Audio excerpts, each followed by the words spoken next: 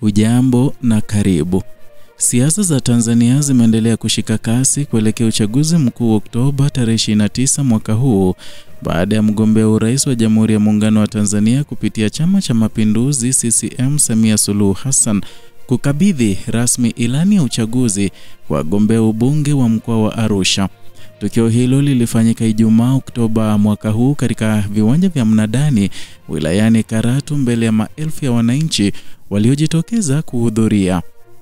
Wagombea waliopokea ilani hiyo ni Daniel Awak wa jimbo la Karatu, Isaac Joseph wa jimbo la Monduli na Yannick Ndoinya wa jimbo la Ngorongoro.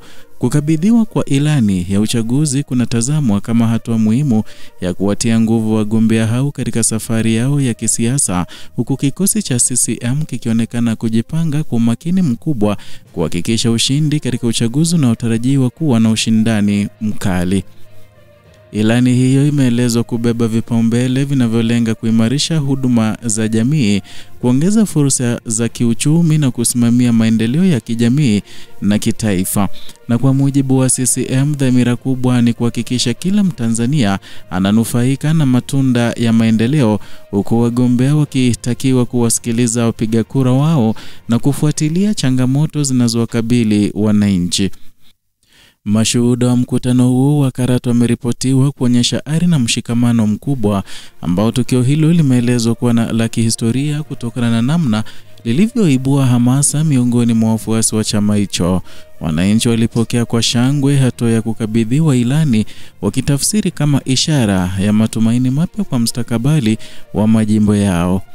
Aidha, Daktari Samia alitumia mkutano huo kusisitiza mshikamano wa kitaifa, mshikikano na kudumisha amani kama msingi wa maendeleo ya Tanzania.